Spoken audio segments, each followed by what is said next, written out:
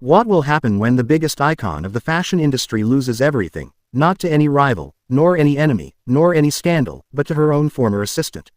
Exactly that happens when The Devil Wears Prada 2 ends.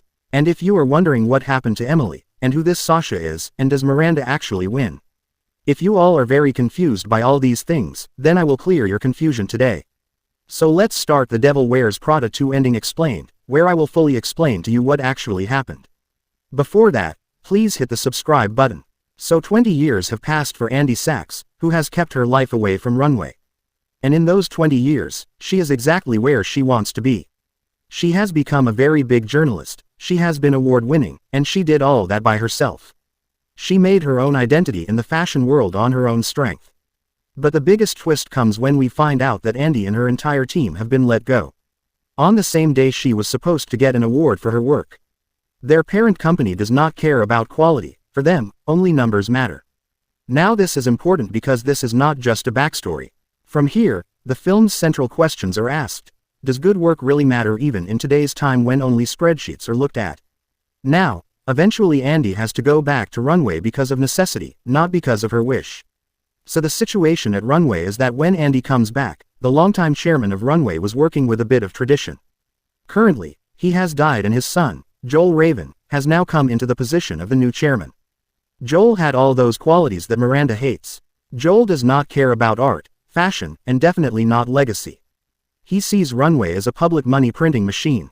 His plan is very simple: reduce staff, slash savings, and make things more digital friendly. We are talking about a person who could potentially be the winner of the whole season, who had even shocked Miranda. A tech bro who hides behind spreadsheets and gets his own profit.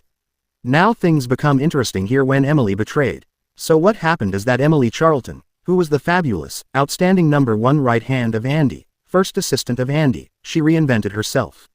Now she is a senior executive director at Dior, successful, very confident, and very pretty too. Now when there is a crisis at runway, Emily is called to work together with Andy. There we see that both also try to restart their old friendship a little bit, but Emily is working from another angle the whole time. She uses her billionaire boyfriend, whose name is Benji, with whose help she buys Joel's runway. Her plan is very simple. She wants to save the magazine from corporate and then wants to run it in her own name.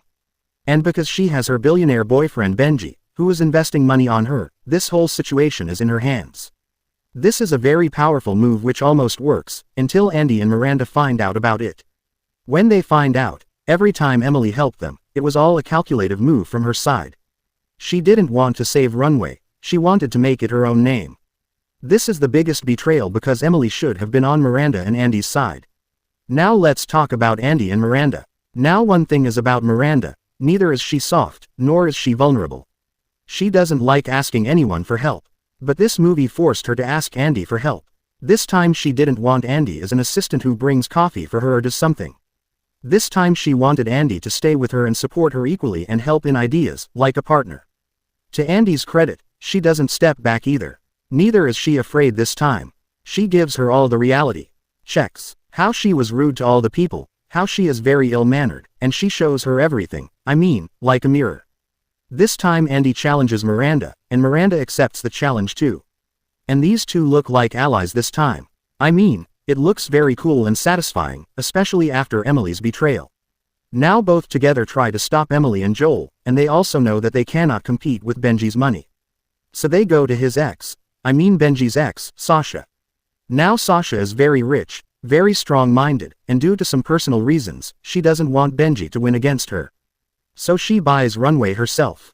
Now this move is very Miranda-coded. I mean, something that Miranda would do. And with Sasha's help, they get 3 things at once.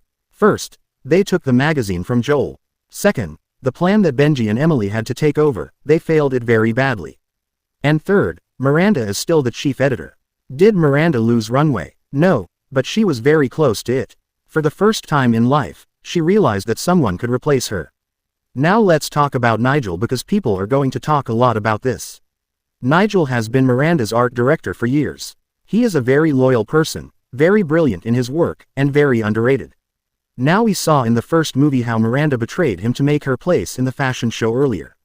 But this time we see that things are a bit different. Whatever Joel's plan was, whatever Emily was doing, the magazine moving here and there, the runway problem, in all those, one more thing was happening.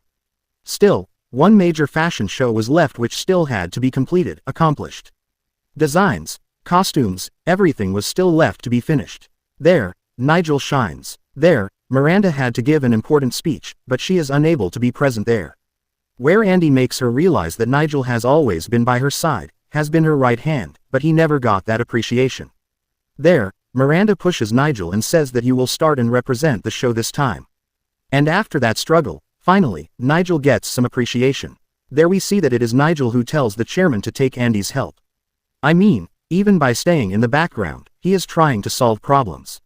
Classic Nigel move. Finally, Miranda also understands Nigel's worth. That's why she says that he should represent the show on Global 11. Now let's talk about Andy's personal life. Well, usually I don't poke into anyone's personal life, but here I definitely can.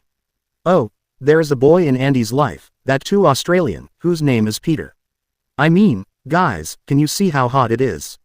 Many ups and downs come in their life too, especially when Emily betrayed. But at the end of the movie, we see that Andy goes to Milan and sorts everything out with her boyfriend. She tells Peter that she wants to stay, perfectly perfect, with him, which is a perfect end, especially for Andy. And there we see their happy end. Of course, many ups and downs are going to come because she is now in her 40s, not in her 20s. She wants a stable life for herself. Now let's talk about the final scene. In the final scene, we see that the whole team is gathered again for the runway show. Where a new story is going on, new problems have come, a new chaos is revolving all around. Miranda tells Andy to write a book on whatever problem happened. This shows her trust because Miranda is a very private person and she shows her full trust in the end. And there we see at the end of the movie, it is shown how all the assistants get promotions. So basically, the movie ends on a high note where we are told that the people who work and the people who are at the bottom also deserve success. The movie presents fashion, journalism, runway show, models, and everything very well. Personally, I like the movie very much. This teaches us a lot too, which you guys should learn yourself because I am not a person who learns.